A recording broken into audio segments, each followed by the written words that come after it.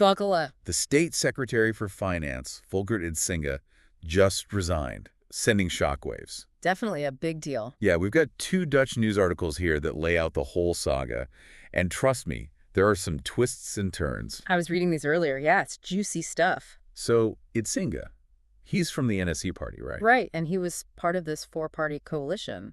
So you wouldn't think his personal finances would be front-page news, but he's got this business portfolio, something like 6 million euros. Yeah, and the thing is, he refused to disclose the details. Okay, so is that, like, illegal? Not exactly. There's no legal requirement to do that, but Yeah. it's kind of an unwritten rule in politics, especially when you're the guy dealing with the whole country's finances. To avoid conflicts of interest. Exactly. It's about perception. Like, what if it turns out one of his businesses benefited from a policy he put in place? Exactly. People would cry foul. Oh, yeah, for sure. And then... But here's the kicker, right?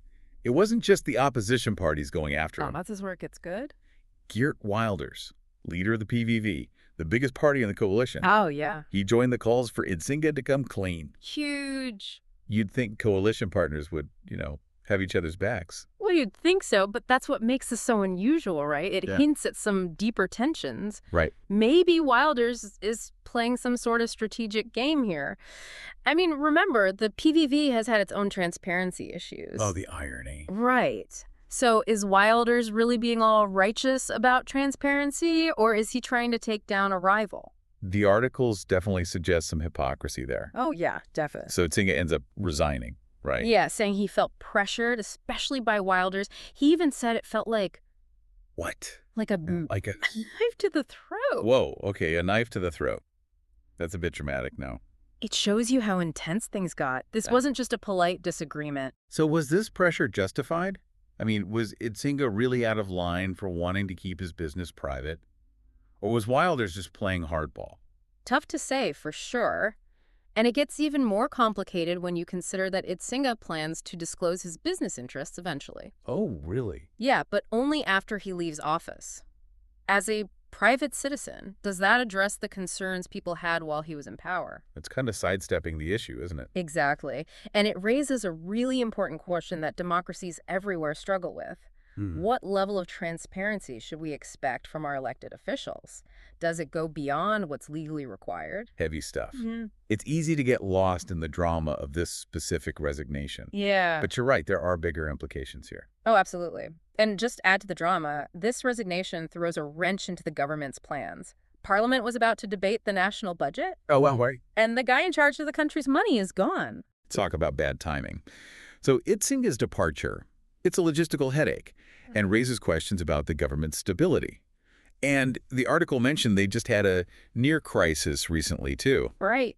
So is this just another bump in the road, or is the whole coalition about to fall apart? This is getting exciting. It's definitely heating up, and we've only just started scratching the surface. To understand this fully, we need to understand Dutch politics. Who are these players? What motivates them? Yeah, let's get into that. Absolutely. This whole thing about Idsinga, it really gets you thinking about transparency in government. Like, where's the line between a politician's privacy and the public's right to know? Yeah, you've hit a nerve there. It's a tricky balance, right? We want our leaders to be accountable. Yeah. We want to know they're not using their position to enrich themselves. Or their friends, right? Exactly. Transparency helps ensure that. Because if there's even a hint of a conflict of interest, Oh, forget about it. public trust goes out the window. Exactly. And without trust, democracy just doesn't work. Right, but then you think about the politicians themselves. Yeah. They're not just public figures. They have families, personal lives. Businesses, yeah. Do they have to reveal every single thing about themselves just because they're in public office? It's a tough one. You want to make sure everything's above board, but you don't want to subject people to, constant scrutiny. Yeah, where do you draw the line? And that's why there's no easy answer. Right. Different countries have different approaches to transparency, different levels of disclosure, different ways of balancing things. So it's not just about saying every politician has to reveal everything. No, it's It's more complicated. much more. You have to consider the context, the political culture, history, what the public thinks. What might be okay in one place Right. could be totally unacceptable somewhere else. So how do you decide the right level of transparency then? Who gets to decide that? That's where it gets interesting. It's a conversation the whole society needs to be a part of. You're not just the politician. No way. We're talking Town hall meetings, public forums, online The discussions. whole 9 yards. People need to come together, share their perspectives, figure out what works for them. Sounds messy. Democracy is messy, but it's also really resilient. When people have a say, Yeah. they can figure things out. So this whole Itzinga thing, It's a chance for the Netherlands to have this conversation, right? Right. Rethink their approach to transparency. and maybe even come out stronger on the other side. Exactly. It's a wake-up call, not just for them, but for all democracies. It reminds us what's really important. Accountability, trust. The health of the system itself. Yeah. And we can't forget, transparency is not just about rules. No. It's about a culture of openness, honesty, from leaders, sure, Yeah. but from citizens, too. It's like a two-way street. Exactly. And it needs constant attention. If you stop demanding it, Things can go south. fast. Okay, so big picture, democracy, transparency. Yeah. But what about the Netherlands specifically? What does this whole thing tell us about Dutch politics?